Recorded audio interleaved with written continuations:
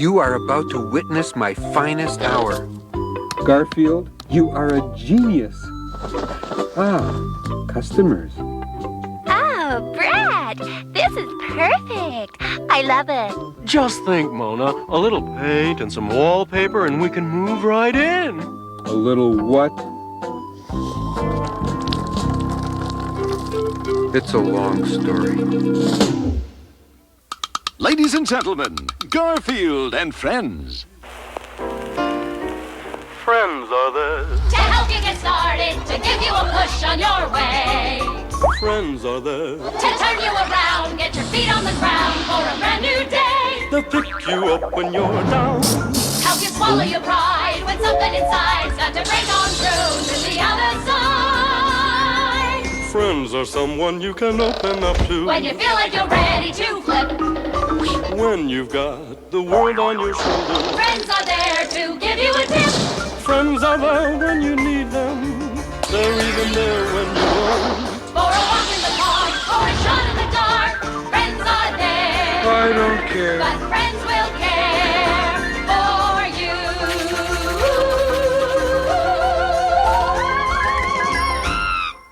And just remember what you paid to get in.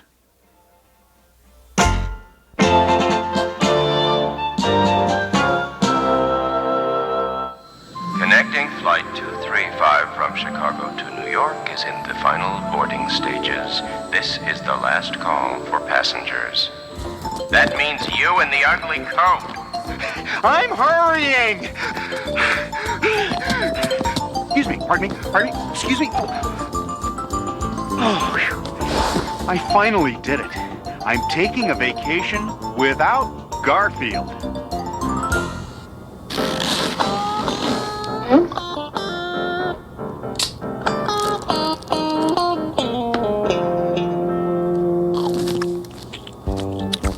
Oh! Hello. I guess we'll be seatmates for a while. I'm Rosalind. I'm John Arbuckle. I'm heading for New York. I'm going to spend the weekend in the Big Apple. The Big Apple. Good idea. So, John, tell me about yourself. Well, I'm a cartoonist and I have a cat named Garfield, but I left him at home. Home. He's hundreds of miles away.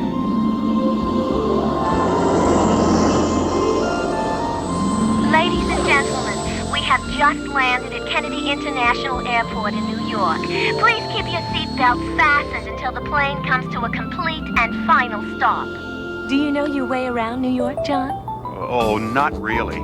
Well, maybe I could show you around. Say about 8:30. I'll meet you in the lobby of your hotel. I know a really wonderful Italian restaurant near Central Park. Great!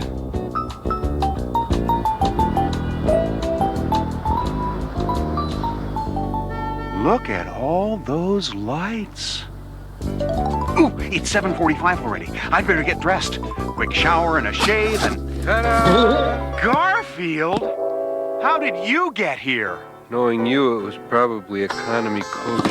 Hey, there's nothing but canned lasagna in this bag. Where's my shaving kit, my socks, my underwear? Well, I had to have room for the electric can opener, didn't I?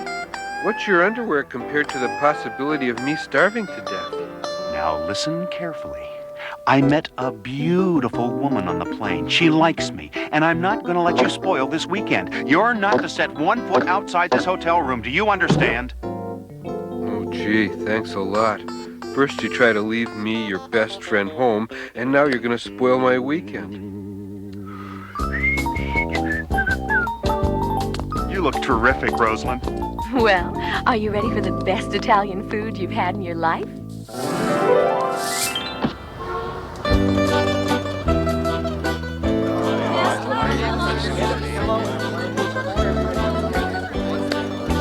This is the ultimate insult. How could John go to an Italian restaurant without me? What have you got on a John Arbuckle? That name sounds familiar. A cartoonist. Okay, he's probably just a mark she met on the plane. Yeah, she'll go for his wallet. Rosalind's the best pickpocket I've ever seen.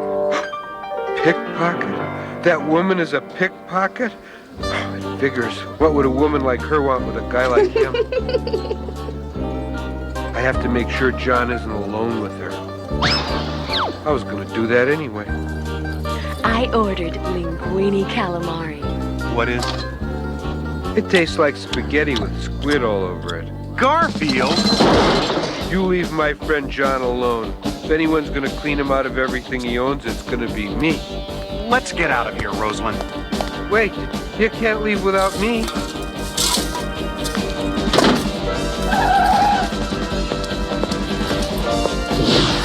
Driver, take us anywhere. I can't let her be alone with him.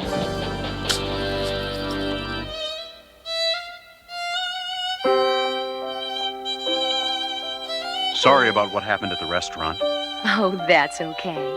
As long as I'm with you, Johnny. Rosalind, I gotta hand it to you. Oh, don't bother. I'll help myself. You know so many great places to go. I really admire your reach. Oh, Garfield!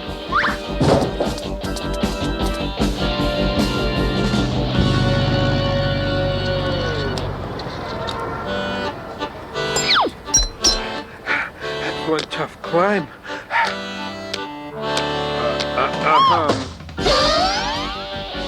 Don't worry. He'll never find us here. There isn't a chance it... Garfield! Will you excuse me, dear? I have to settle something once and for all with my cat. oh, why, certainly, my darling. I'll wait outside. Garfield, how could you? One weekend away from you. One evening. That's all I ask. Whoa, time out. Earth to John. I'm going to give you money and put you in a cab and send you back to the... That's funny. I was sure my wallet was in... Jeez. Did Rosalind take... Rosalind! Come back!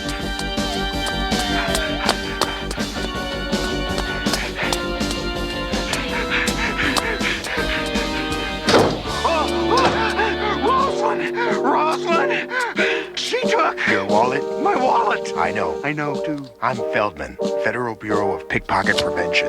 I've been after her for months. Here's your wallet back.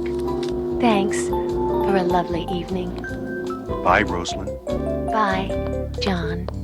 Garfield, I'm sorry. You're my best friend. True. I shouldn't have tried going off without you. How can I make it up to you? Well, I have an idea. You know, it would have been cheaper just to let her take the wallet. Hey, I'm an expensive date.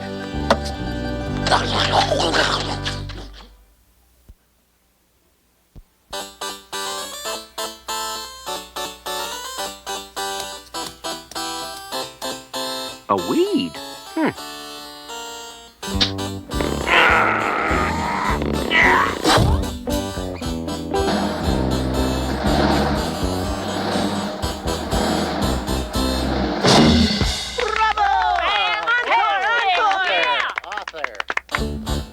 Ta-da!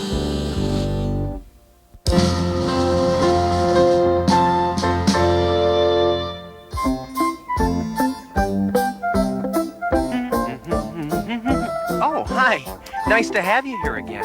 But you should have been here last week. Sheldon had quite an adventure. Well, it's a long story. I guess it all started with this mother turtle out by the lake.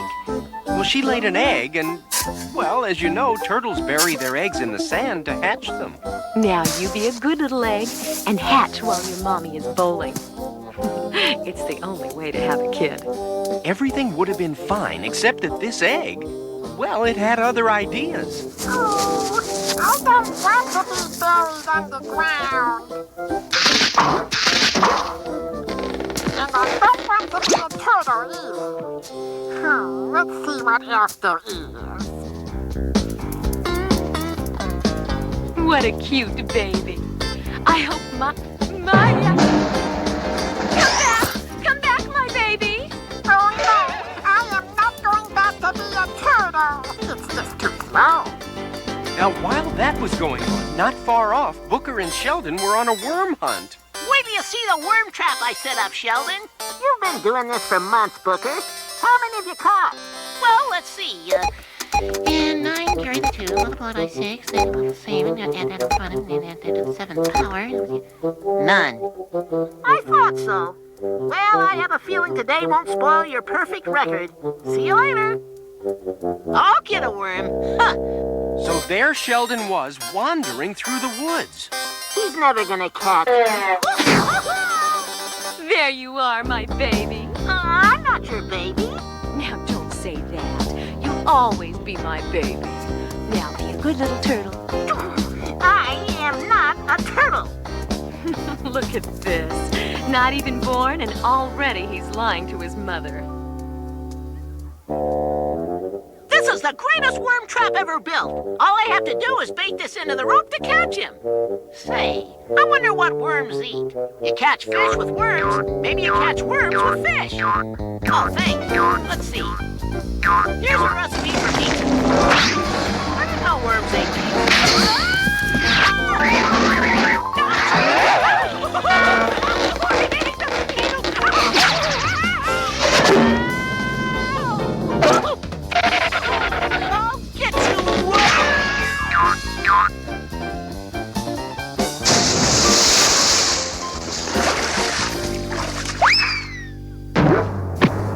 Sheldon, let's go back to the farm.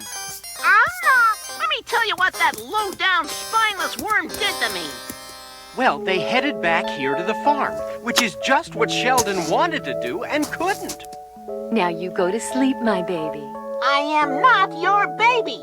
I'm a chick. Oh, hush. I'll sing you a lullaby. Puffy pillows made of cotton candy, fluffy willows swaying in the breeze. Sleep, little baby, grow big and strong. Never have the sniffles, never have to sneeze. Come on and rock all day long. Sleep and rock while I sing this song. Sleep, little baby, 40 weeks you can catch. Sleep and rock and roll all till you have come on and rock. Don't want no alibi. Sleep and rock to a rock and roll lullaby. Sleep, little baby, and rest your head. And don't be a chicken, be a turtle instead. Sleep and rock. Help! I'm under a turtle. She figured if he thinks he's a chicken, hatch him like a chicken. Meanwhile, back here, oh, this is gonna be great. Roy had a new trick, industrial strength sneeze powder.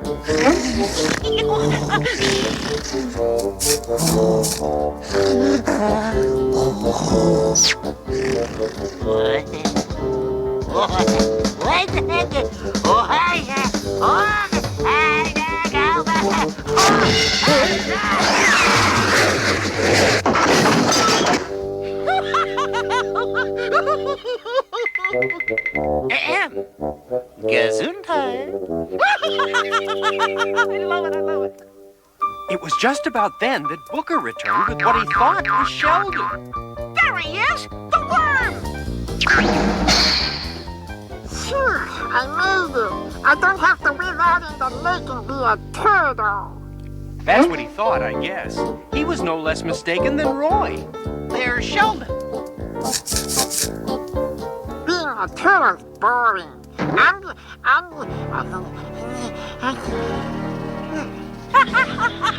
love it.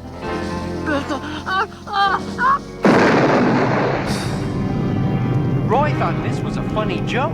At least that's what he thought until... Sheldon? Sheldon? Excuse me, little turtle. Have you seen Sheldon? Here's his shell, but where's Sheldon? He... Oh, no. Ooh, this place is too strange for me. Sheldon sneezed himself into nothingness. And it's all my fault. They should put warnings on these. I've done a terrible thing. But of course, Sheldon was safe. Well, if you call this safe. But Sheldon had an idea. He fired up his barbecue and cooked burgers. And when it got hot enough... Baby, come back! Sheldon ran as fast as his little legs would carry him. Mom! Baby, baby? There you are. You hatched. She recognized him right away. A mother always knows. Mommy's here, my dear. Well, that's the story. Oh, wait, I forgot what happened with Roy. I am slime. What I did, I am not fit to eat with pigs. Sorry, Orson. I am no good. I am rotten, my Sheldon. I am pond scum. I am worse than pond scum. I am...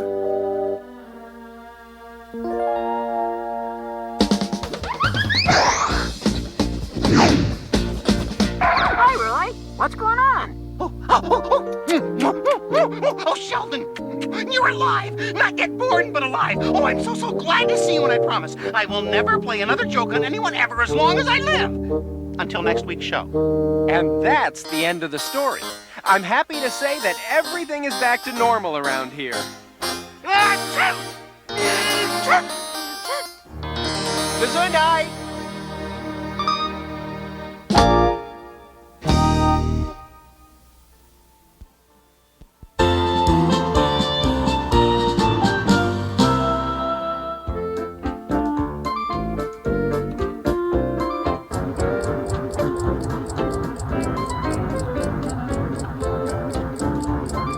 My alarm clock hasn't gone off yet. This is a new kind of alarm clock with a special early detection system for Mondays. It warns me when it's Monday.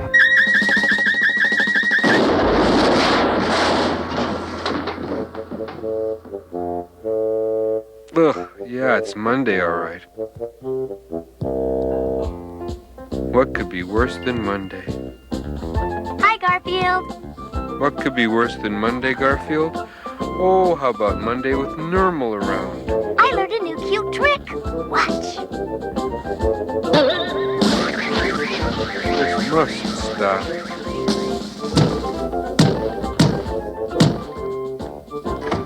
Yes, may I help you? I'm interested in the free kitten.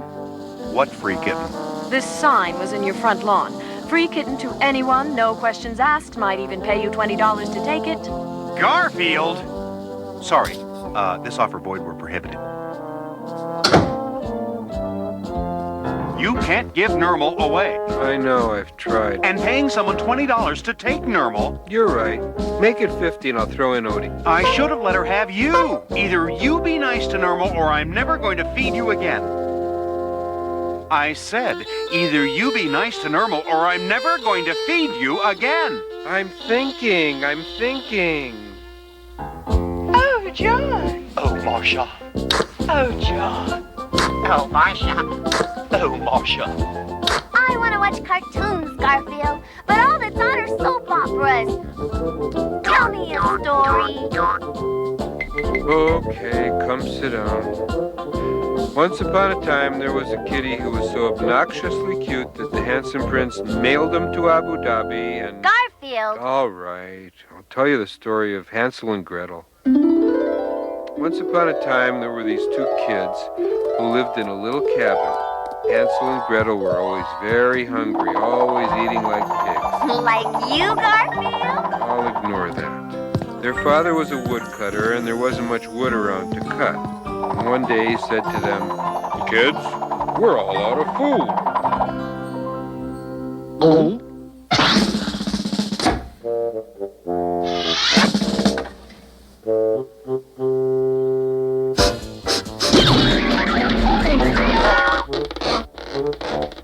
Gretel asked her father, "Daddy dear, why can't you buy more food?"